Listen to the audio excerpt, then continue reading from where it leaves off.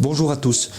Vous savez que quand on a une chaîne YouTube comme ça qui commence à avoir un petit peu de succès, on commence à être contacté par des marques. Moi, ça ne m'intéresse que peu, sauf si vous allez voir dans ma description, il y a des conditions très particulières. Et ici, dernièrement, j'ai été contacté par une marque célèbre une marque qui vend, entre autres, des piles, qui est connue pour ça en tout cas, mais aussi des lampes torches. Mais alors, ce qu'ils vous proposent, c'est très intéressant. Tu reçois une lampe de poche et ils te demandent un machin qui coûte 30 balles. Hein. Ils te demandent de faire deux vidéos sur une lampe de poche. Faut être imaginatif. Hein. Et aussi des stories Insta, des stories Facebook, etc. Franchement, enfin, je citerai pas la marque parce que j'ai pas envie de. Mais bon, une lampe torche. Le papier aussi. Hein. Doux, très doux. Résistant, très résistant. Long, très long. Eh bien, tout ça pour vous dire, les marques, soyez un petit peu vigilants à qui vous vous adressez et soyez un peu cohérents dans vos campagnes marketing. Et puis, un youtubeur d'ail, ça s'achète pas comme ça. C'est pas aussi facile. C'est un petit peu comme si on me demandait de faire la publicité pour Zeissner. Zeissner, le ketchup.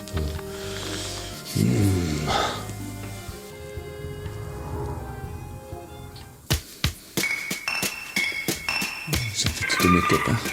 On dirait Robert Smith. Tu sais pas qui c'est Robert Smith? Tape sur Google, The Cure. Zeissner, le ketchup des bricoleurs. Dans la dernière vidéo que je vous ai présentée, concernant cette scie et son installation, j'ai fait quelques erreurs. C'est la moindre des choses de vous les préciser. D'ailleurs, je remercie au passage les abonnés qui m'ont éclairé sur au minimum 2 points. Le premier point, c'est que, ok, comme vous le voyez ici, ça passe.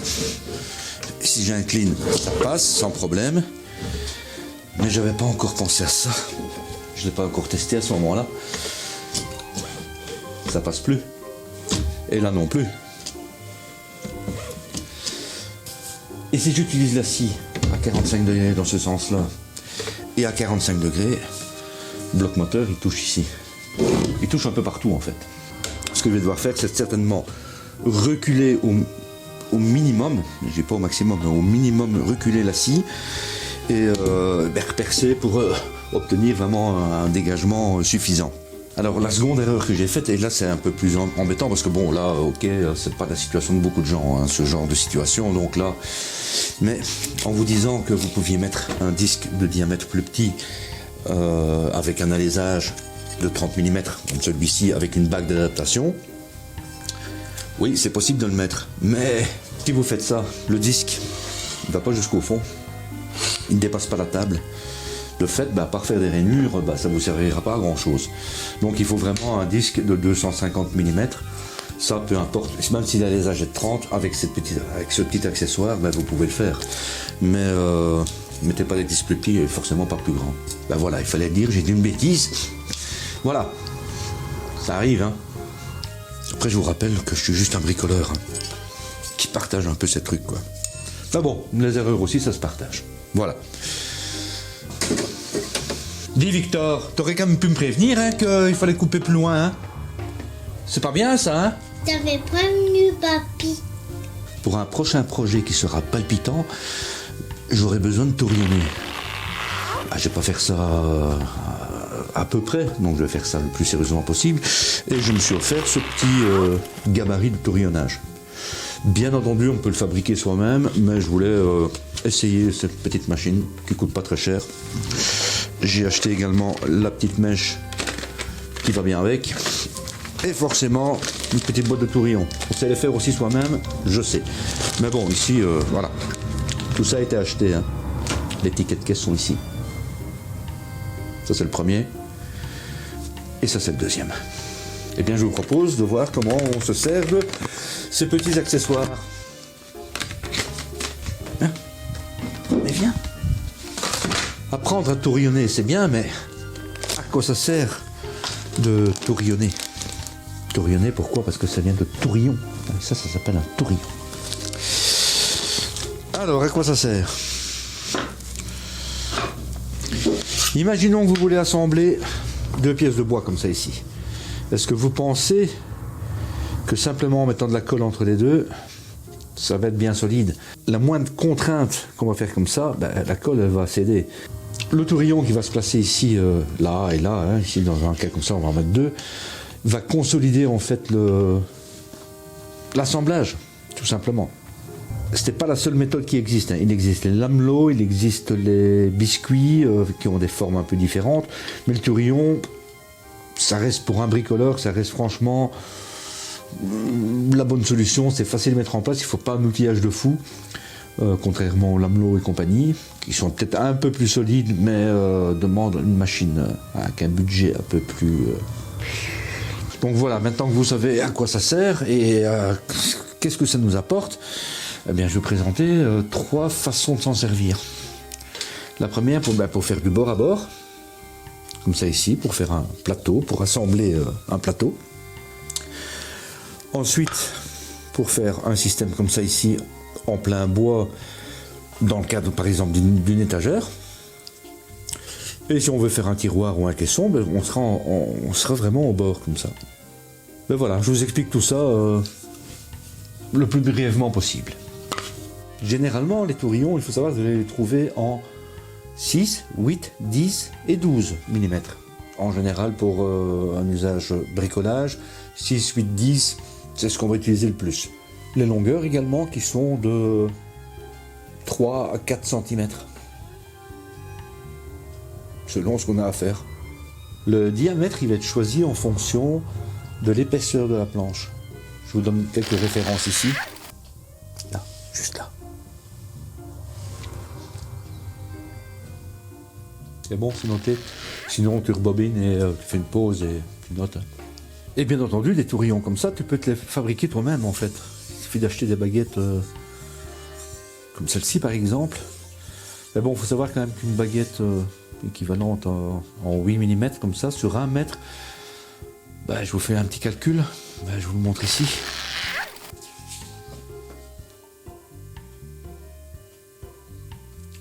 Est-ce que c'est vraiment intéressant? Je ne sais pas. Le seul avantage que je vois, c'est que si tu veux un tourillon qui fait 15 cm, tu peux le faire. Là, c'est un peu prédéfini. Et aussi, si tu veux te faire un tourillon de la mort qui tue, tu peux choisir le diamètre. Bon, je pense qu'il est temps de commencer à voir comment ça fonctionne avec ces petits accessoires. On va commencer par un assemblage plat. Donc ici, mon but, c'est de mettre bord à bord 2 plateaux pour, par exemple, créer une table de salon, ce genre de choses. Je vais tenir compte aussi de mettre les faces moches ensemble et les faces plus finies ensemble. Donc ça, c'est important pour la suite des opérations. Disons que je veux terminer comme ça.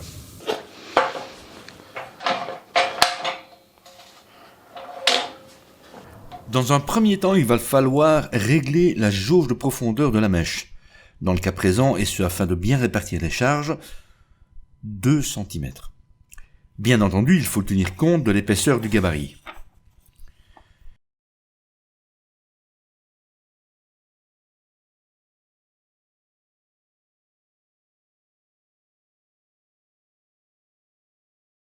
Il s'agit ensuite de positionner les tourillons selon la longueur de votre assemblage. 12 cm entre chaque me paraît bien, mais c'est totalement subjectif. Ça reste de l'à peu près. Si un tourillon est 5 mm plus à gauche que l'autre, ça m'empêchera pas de dormir. Quoique...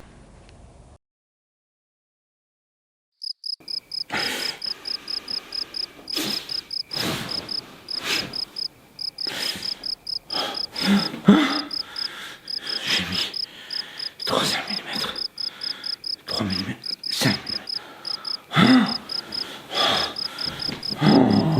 Il s'agit à présent de présenter le gabarit de manière adaptée afin que le diamètre choisi coïncide avec le centre du champ de la planche.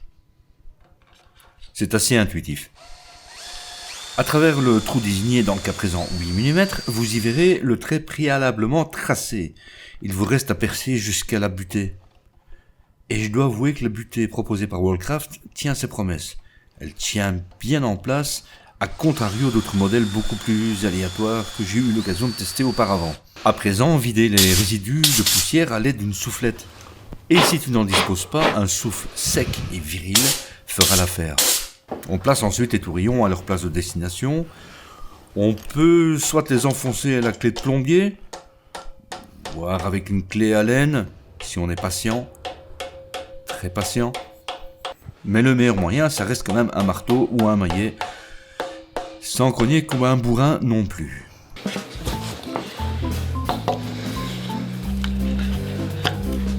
Pour quelques instants, je vous laisse sans parole et regarder un petit peu les bêtises que j'ai faites et je vous expliquerai pourquoi après.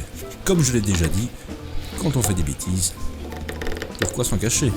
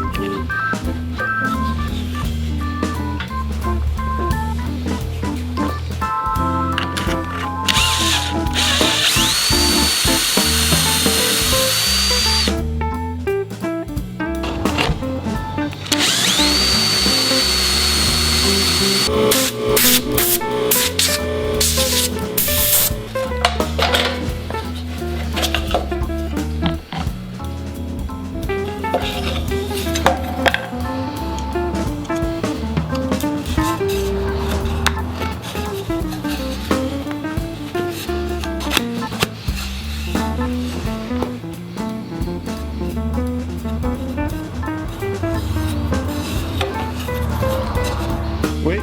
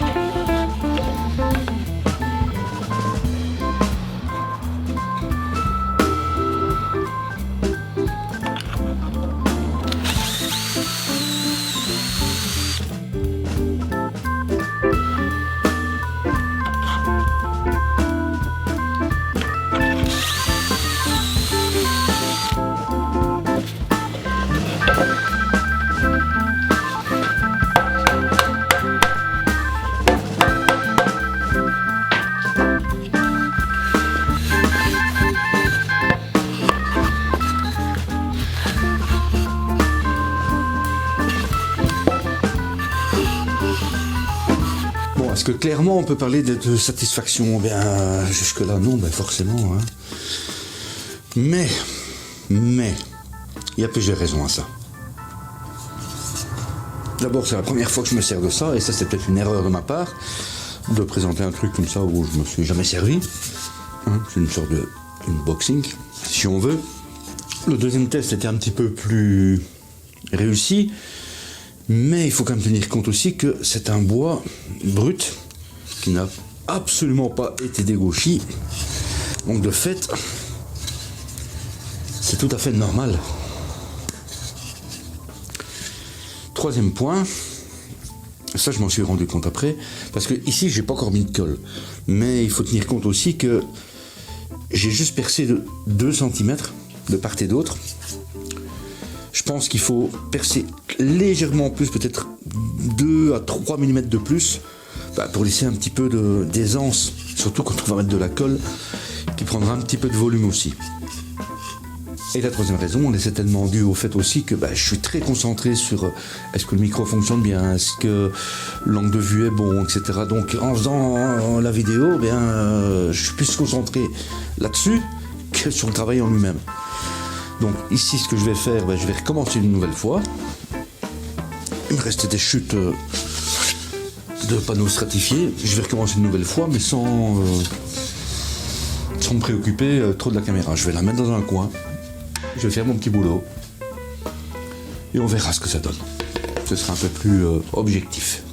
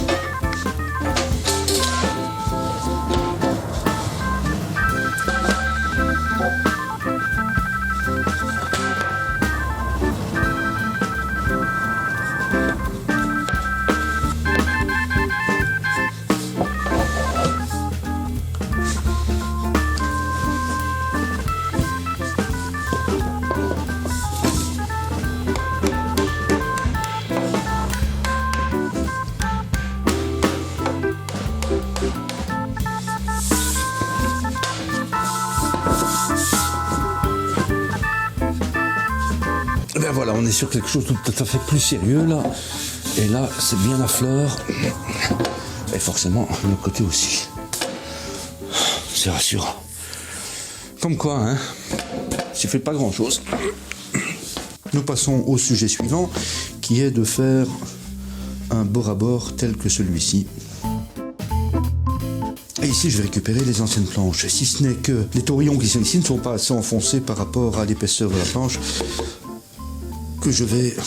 Vous voyez, si je fais ça, je risque de percer ici. Donc je vais devoir les enfoncer un petit peu plus. Et en voilà un second. Ce que je vais faire, c'est rajouter un peu de profondeur.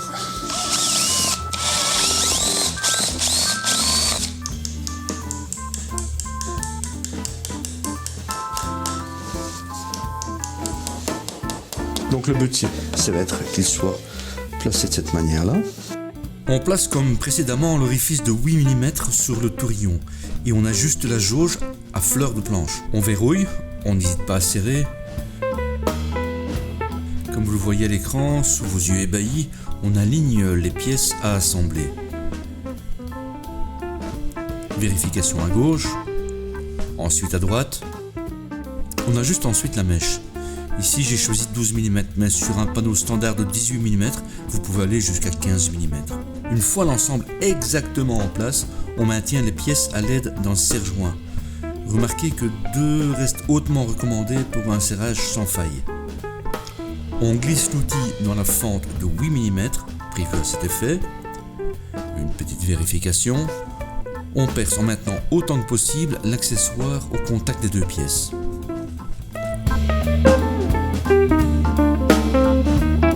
On présente enfin les 2 planches.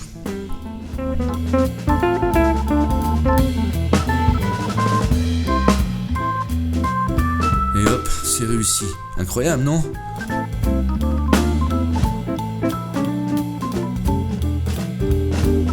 Et à l'instar du maître respecté de tous, cela ne mérite-t-il pas quelques applaudissements ?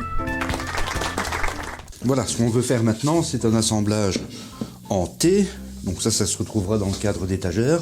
Je garde ceux avec les tenons qui sont déjà positionnés. Mais cette fois, on n'aura plus besoin de cette pièce, donc on l'enlève gentiment. Donc, imaginons qu'on veut mettre notre étagère à ce niveau-ci, on va dire 5 cm. 5 cm de part et d'autre. On trace le trait de part et d'autre. On sait que c'est à cet endroit-là qu'on veut que ce soit l'étagère. Donc forcément, l'axe est à 9 mm. On reporte ici. 9 mm. Et on reporte ça avec l'équerre en prenant soin de vérifier quand même que nous soyons d'équerre, ce qui est le cas. On trace le trait.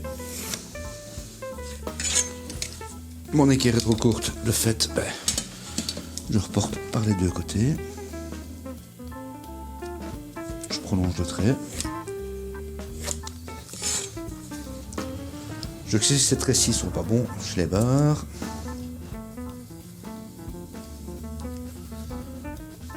Je suis même pas sûr que c'est nécessaire de tracer ça ici, hein.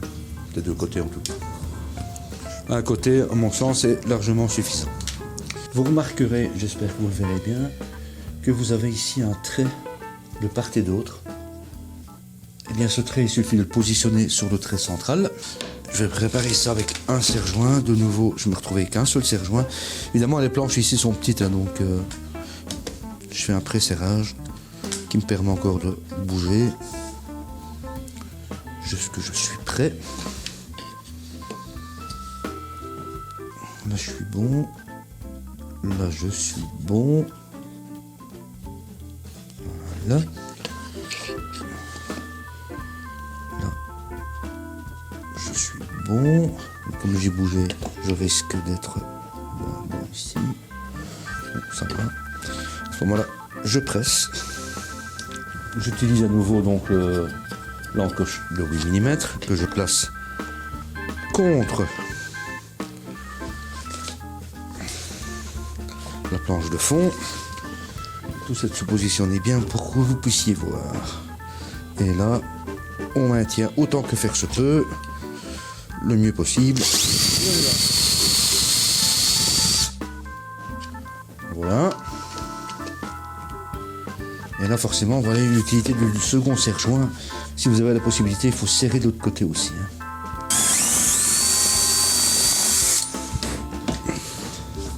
Et là, en théorie,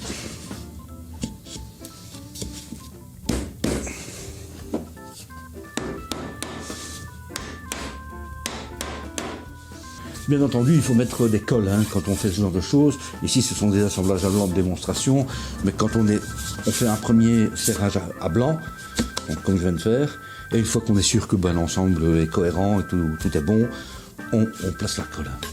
Ben voilà, on peut être satisfait, hein.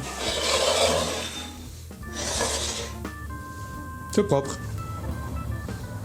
Bon, et bien voilà, donc vous avez vu, donc c'est un outil qui est facile à utiliser. Il faut malgré tout une petite prise en main, il faut apprendre à s'en servir. Mais bon, si vous regardez le manuel ou si vous avez intelligemment suivi cette vidéo, eh bien je pense que vous saurez à présent vous servir de cette petite taurillonneuse, qui à mon sens est déjà excessivement adaptée à des outils de bricolage, étagères, petits caissons, tiroirs, etc. pour un usage professionnel, pour un usage domestique ou un usage bricolage. Si vous êtes agenceur, d'abord, je ne pense pas que vous regardez ces vidéos, ou alors vous les regardez juste pour vous marrer, mais vous avez d'autres systèmes et d'autres outils pour pratiquer ce genre d'assemblage. Mais je vous dis, je le répète, pour un travail de bricolage, c'est parfait, quoi. Bon, voilà, cette vidéo est terminée. Je vous ai fait une allusion pendant le tournage. Il faut savoir que mes vidéos, je les tourne pas en quelques jours, mais presque quasiment en quelques semaines. Donc il y a des choses qui ont été filmées bien avant. Vous avez remarqué que qu'en début de présentation vous avez certainement remarqué qu'en début de présentation du produit, j'avais un peu foiré le bazar. Je vous expliquais que j'avais un petit peu la tête ailleurs avec la caméra, avec la batterie, l'état de batterie, l'état des micros, etc. Enfin bon, soit. Sachez que je ne sais pas quand aura lieu une autre vidéo, parce qu'on m'y a diagnostiqué, pas facile à dire ça, on m'a diagnostiqué une maladie pas trop sympathique qui s'appelle de l'artéropathie oblitérante. En gros, j'ai les veines, les artères des jambes qui sont à certains endroits à 80% bouchées. Ce qui induit que malheureusement, j'ai dû d'abord prendre un arrêt de travail parce que le problème que j'ai, c'est que si je fais 20 pas, je ne sais plus marcher. Et c'est de pire en pire, parfois c'est 15 pas, vous avez l'impression vraiment d'avoir des crampes constantes dans les jambes. C'est très embêtant. Donc pour descendre dans la cave, c'est déjà toute une expérience, pas très amusante, mais pour le moment, je me soigne forcément. Je vois toutes sortes de médecins, chirurgien cardiovasculaire, cardiologue, mon médecin traitant, etc. bien sûr. Donc je suis suivi. Je ne sais pas ce qui va en advenir, parce que pour le moment je suis en train de faire les examens, donc je n'ai pas encore j'ai juste le diagnostic, on va dire. Donc voilà, pour tout ça pour vous dire, je me plains pas, j'ai le moral, ne vous inquiétez pas. Mais tout ça pour vous dire que je ne sais pas à quel rythme vont continuer à sortir les vidéos, s'il y en a d'autres qui sortiront prochainement ou pas. J'ai un beau petit projet en tête, mais je ne sais pas si je saurais le réaliser, si j'en serais capable, parce que déjà de chercher du matériel, soit à la menuiserie, soit dans mon GSB habituel, c'est déjà un calvaire, donc voilà. Donc habituellement les outros sont un peu plus marrantes, mais bon là, voilà, comme ça, par souci de transparence, je vous le dis, je vous demande rien, rassurez-vous, hein. Même pas de la compassion et surtout pas de pitié, hein. Donc je vous dis, j'ai le moral, donc voilà. Allez, bientôt les amis. À bientôt. Si tu es arrivé jusqu'ici, c'est que tu as apprécié cette vidéo. Si ce n'est pas encore fait, abonne-toi en cliquant ici. D'autres vidéos palpitantes t'attendent ici. Et aussi ici. D'ici là, je te surveille et à très bientôt. Je t'aime, cher abonné.